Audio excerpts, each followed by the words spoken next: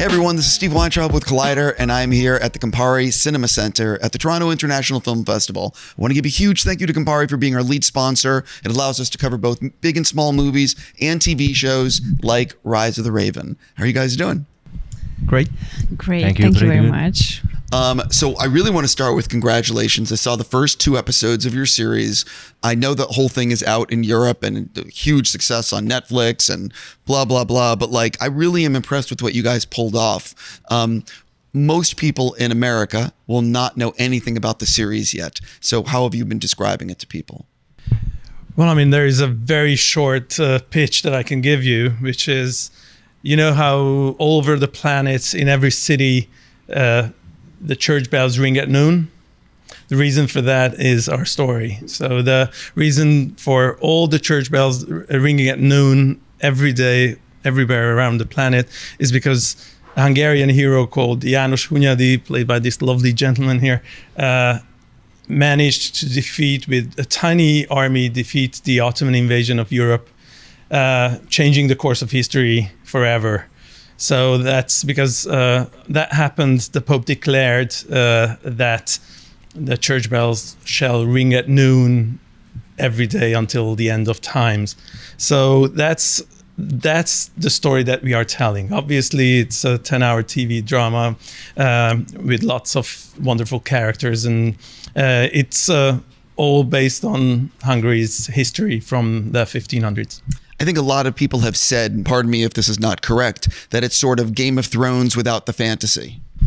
Oh, well, I mean, that's lovely to hear. I'm very pleased with that analogy. I mean, obviously, Game of Thrones. We are all fans of Game of Thrones. It's such a huge, massive, wonderful fantasy series. I think what people might be referring to is Game of Thrones is actually like all the dresses, costumes, the feeling of, hundreds of thousands of people clashing with each other. That is medieval history, pretty much, with dragons. I mean, without dragons. Without dragons, that's our it. series is without dragons, yeah.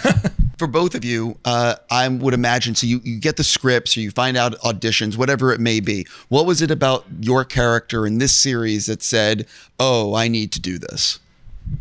When I got the scenes for the casting, I immediately felt that it has to be mine, because it was so complex and deep, and this is a kind of a role what like every actor is dreaming about. And when I got the script, this feeling just be stronger and stronger because Mara is such a complex character. She has her ups and downs. Mainly downs. I don't want to spoil anything for you guys, but she has a hard life for sure. But she doesn't want to be a victim. She is a very strong woman who want to survive. It doesn't break her, and she starts to feel that she has a certain kind of influence on the Sultan, and she starts to use it. She starts to use it to save her loved ones, to save her brothers, her family, and to save her first big love, János Hunyadi. So I think it's a really, really complex character. I think in general we can say that we don't want to play like national heroes or evils. We want to just portray like average people. I think nothing has changed since the 14th and the 15th century. So they are just average people with their triumphs and struggles. And my aim was also that I wanted to portray a really strong woman, but she's not afraid of being manipulative if it's about their loved ones. So, the first time when I heard that the casting started, I had a thought, and I said for myself, I need this role. Because it's a great opportunity, and I know it's a big responsibility, but János Hunyadi is a national hero, but he was also a man, a father, and a husband. And my biggest challenge was the balance between the historical figure and the human being. And I wanted to show not just the warrior and not just the hero and the governor of Hungary, but also the man behind the armor, his strength, his vulnerability, his sense of duty, his honesty. And I try to stay as true as a historical figure as possible. And of course, when you're making a TV series, there's always some dramatization to make the characters and the whole story more engaging for modern audience. But when it comes Hunyadi's core quality, his sense of duty, his bravery, we remain very close to who, in my opinion, the real Hunyadi was. And yes, he was a very complex character, and I'm very grateful for this experience, and I think it's been a huge responsibility to prepare for this role and to portray an iconic historical Hungarian hero. Normally when I'm talking to people here, they're promoting something that's not yet out at the festival, but this is played it's the #1 thing on Netflix in Hungary. It's popular all over Europe. So what has it been like for all of you seeing the reaction from fans? Because I looked online and people really seem to have responded. Well, I mean, that's probably a question for you guys. Yeah, actually, there was a really nice Q&A like months ago, and we attended with Gellért to that, and it was so amazing to realize that that more than 300 people were there, and everybody has some kind words, and they love the show, and they truly touched by the story, and yeah, those eyes.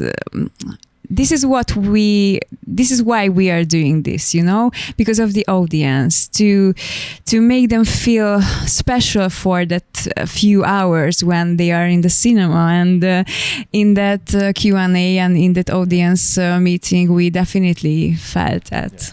The reaction have been overwhelming, and the people just tell they feel inspired and proud, even emotionally. And for me, that's the biggest reward, when the story really reaches the human hearts. One of the things that's really impressive to me about the series is that you cast people to speak their native language. So there's all sorts of languages being spoken in the series, and typically that is not the case, and so talk a little bit about that aspect of it. Yes, well, our producer, Robert Lantos, he was adamant that all characters should speak their native languages, which in our case was 9 languages in the show. And many times, like in the case of Mara, when you have a Serbian princess who has to learn Turkish because she's being sent off to the Sultan's harem. And so she needs to speak Hungarian to her lover, and obviously needs to speak Serbian to her father. So yes, that's a lot of languages, and we prepared our actors with dialogue coaches, and hope for the best. That it's a tightrope balance that the audience is engaged, because in typical American historical dramas you get people speaking in English but with an accent, like an Italian accent or a Serbian accent, and we definitely didn't want to do something like that. So obviously our actors had to learn their lines in different languages, and you can tell the audience what was that like. That was amazing. I really love challenges. So yeah, and I'm really, really grateful for our dialect coaches who were amazing. And yeah, I believe so much in this concept because yeah, maybe it's the time for. I know maybe it's for the immersion. It's not always the best to read subtitles, but I think it's worth.